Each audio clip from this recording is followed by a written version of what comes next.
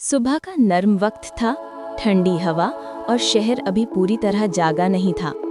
Arkham अपनी नूर lantern को देखते हुए सोच रहा था, आज का सबक क्या होगा। हर रोज लैंटर्न मुझे किसी की मदद करवाना चाहती है। आज किसका नंबर है? अरकम मुस्कुराया और बाजार की तरफ चला। बाजार में आज अजीब सा सुकून था।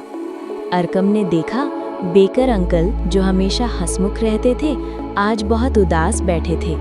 अंकल, आप ठीक तो हैं? आज आप मुस्कुराए नहीं।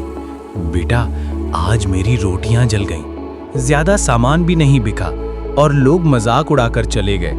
अरकम का दिल पिघल गया। उसे याद आया, बेकर अंकल रोज लोगों की मदद करते थे। आज उनकी मुस्कुराहट खो गई थी। अंकल, फिक्र न करें, मैं हूं ना। अरकम ने एक छोटी सी खूबसूरत सोच सोची। मैं अंकल का दिन बेहतर बना देता हूं। वो कुछ बच्चों के पास गया। उन्होंने मिलकर एक प्यारी सी ड्राइंग बनाई। शुक्रिया अंकल लिखकर। फिर सबने मिलकर अंकल की दुकान साफ की। अरकम ने उनकी चीजें ठीक जगह रखवा दी।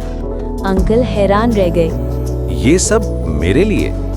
अंकल, आप हमेशा सबकी मदद करते हैं। आज हमारी बारी थी।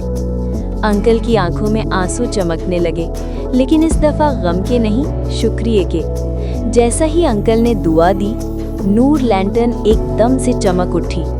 रोशनी ने पूरी दुकान को घेर लिया। नर्म, मीठी, खुशी से भरी हुई रोशनी।